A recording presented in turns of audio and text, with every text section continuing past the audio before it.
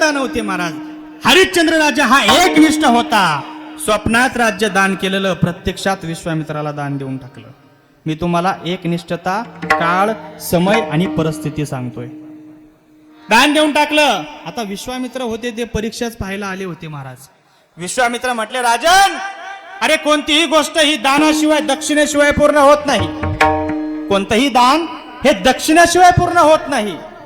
आणि ध्यान देऊन ऐका, शास्त्र असं सांगतं, तुम्ही कोणतंही दान करा, गोदान करा, भूदान करा, वस्तुदान करा, काहीही दान करा, पण त्याच्यासोबत तुम्हाला दक्षिणा दान ही द्यावीच लागते, तेव्हा ते दान पूर्ण होतं. आता हरिश्चंद्र राजाकडे काही शिल्लक नव्हतं महाराज, कारण सर्व राज्य आधीच दान दिलेलं होतं. मग राजाने काय केलं, स्वतःला काशीच्या बाजारात विकलं महाराज.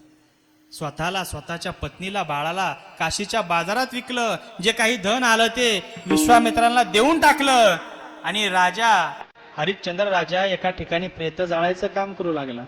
राणी तारामती एका डोंब्याच्या घरी पाणी व्हायचं काम करू लागली. बरेच वर्ष झाले दोघांची भेट नाही आहे. राणी तारामतीचा एकुलता एक मुलगा रोहिदास हा सर्पदंशाने वाढला महाराज. बाळाचं प्रेत घेऊन ती स्मशानभूमीच्या दिशेने निघाली. अशीच रात्रीची वेळ होती. गावकऱ्यांनी पाहिलं, मारा हिला, आढाळ आहे, मारा हिला, ही जिवंत मुलं खाते, मारा हिला, असं म्हणून त्या राणी तारामतीला लोकांनी दगडाने मारलं महाराज. काय वेळ आली त्यांच्यावर. राजाची राणी लोकांनी दगडाने मारली. कशी बशी त्या स्मशान घाटात गेली. स्मशान घाटामध्ये राजा ते प्रेत जात होता. त्या ठिकाणी गेली. त्या ठिकाणी समोर जाऊन म्हणू लागली, माझा एकुलता एक मुलगा वारला आहे, त्याची अंत्यविधी करायची आहे.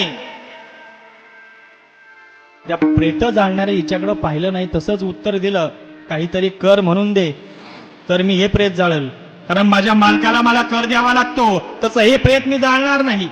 ती म्हणते, अहो माझ्याकडे काहीच नाही हो, माझ्याकडे तुम्हाला देण्यासाठी काहीच नाही. यानं वर पाहिलं, काहीच नाही कसं म्हणतेस, तुझ्या गळ्यामध्ये सोन्याचं मंगळसूत्र आहे, त्या मंगळसूत्रातले 2 मणी मला दे, ते मी माझ्या मालकाला देते. पण वास्तविक पाहता राणी तारामतीच्या गळ्यात कोणतंही मंगळसूत्र नव्हतं महाराज. मंगळसूत्र नव्हतं. ती एक पतिव्रता होती.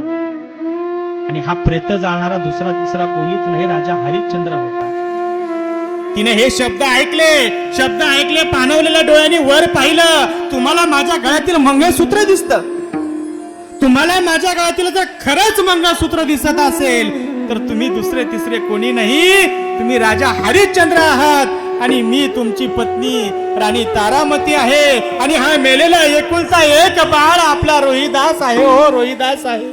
दोघांनाही हंबरडा फोडला महाराज. परीक्षेची पराकाष्ठा झाली, पण दोघांनीही आपला धर्म सोडला नाही. याला म्हणतात काळ, याला म्हणतात परिस्थिती, आणि याला म्हणतात समय. विठाल विठाल.